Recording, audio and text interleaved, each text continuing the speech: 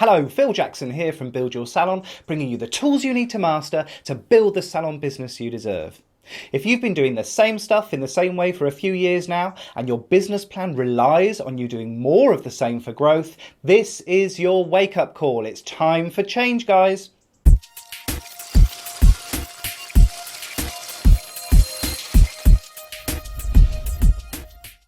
Hello and welcome, and today I'm going to start with an apology because this is a subject that I'm really passionate about and I get really frustrated about, and I'm talking about change in our industry. And I think as an industry we are really bad at bringing about and steering change.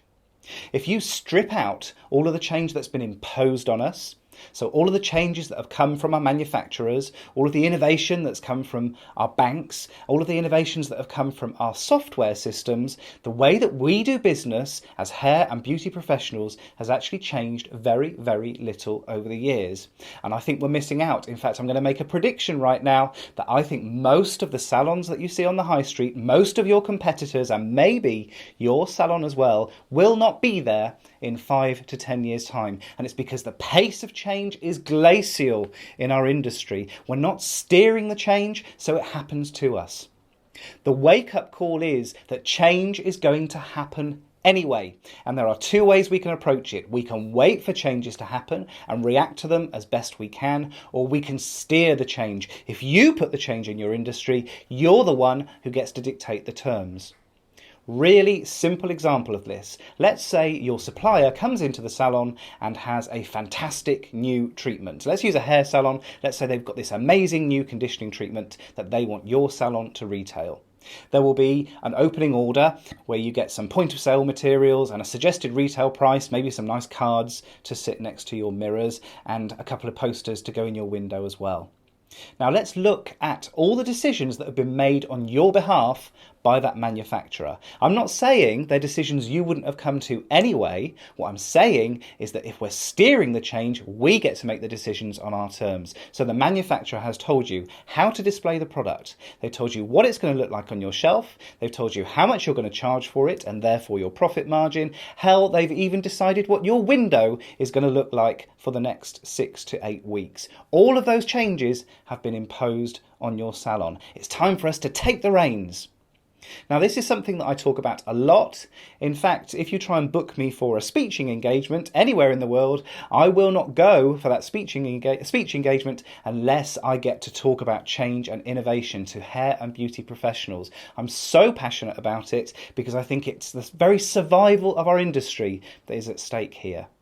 So how do we go about implementing change in our businesses? Well, the first thing to do is to recognise the change that's going on around you. And this is my big takeaway for the day. You have to carry a notebook or even the notepad on Mr. iPhone here, because you are going to come across these changes all around once you open your eyes to it. So anytime you're a buyer, anytime you're making a purchasing decision, start looking at the business that's behind the product. Stop just blindly buying products and services and figure out, why does that product appeal to you? What is it that that company is doing to maintain your loyalty? What made it appealing? What was it about the shop front that caught your eye? Why is it that your friends are recommending and raving about this product? And we've got to steal some of those changes and bring them into our own businesses.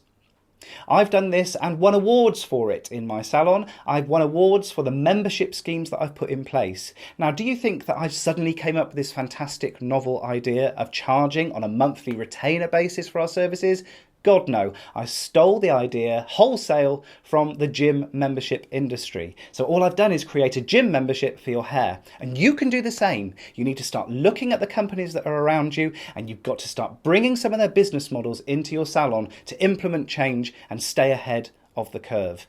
Now, you're not going to be able to do this in isolation. Innovation is a team sport. You need to get your team behind it and bringing ideas into your salon as well. But also you need to build your network. Now, I'm going to do a whole video on building your network, because building your network is not joining more Facebook groups. That's a very small part of the potential network that you're capitalizing on. What you need to do is get out of your salon, firstly in your local area. Join networking groups. And I know it's scary, and I know it's horrible, and I know you'll be the only hairdresser or beauty therapist there, and maybe you'll never meet another hairdresser or beauty therapist on the circuit. I think I've met one in 10 years of networking. But you know what? You'll start to take the pulse of your local area. You'll start to realise that there are problems that you are all facing, and maybe there's an opportunity for innovation to overcome some of those problems.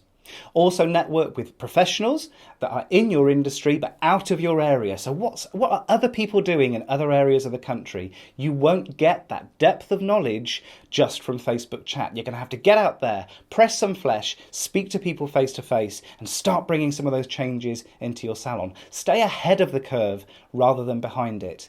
And I'm not talking about reinventing the wheel here, and I'm certainly not talking about bringing extra services into the salon. But what about a tiny little innovation?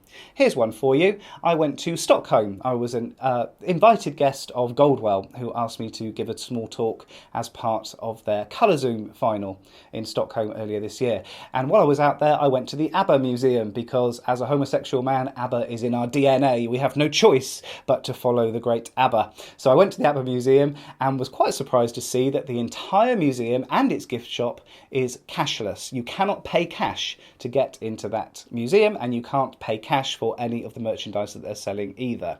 And it got me to thinking, why is it that we still accept cash in the salon? So from the 1st of January next year, no cash in my salon. The joy of being a small business is that you can make changes continually.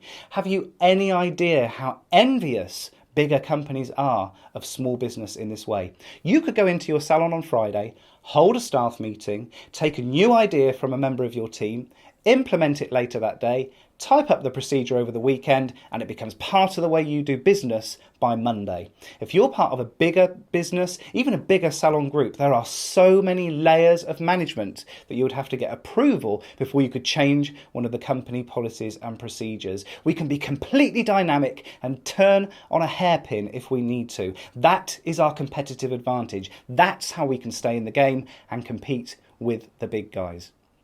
I hope that's been useful to you, and I hope I've got some of my passion about change and innovation over to you. I do know a little bit about it, in fact so much so that I literally wrote the book. This is the hairy book of innovation that I wrote at the end of last year, and I think it's a cracking read and a real kick up the bum for our industry to start steering change and moving our industry forward in a profitable way for salon owners. If you'd like to get your hands on a copy, check out the link in the description. That's going to take you to a page where you can get a free copy of the book. All you need to do is send me $7 to cover the shipping costs. Now, even if you're in the UK, it's still going to be $7, guys, okay? I built the page myself. I don't know how to charge two different prices on the same page, so it's $7, okay? If that annoys you in the UK, then tough. It's still cheaper than you can get the book on Amazon. Check it out on Amazon, by the way. We've got some cracking reviews because I think people have found some real value in this book. So follow the link. Also, be patient with me. $7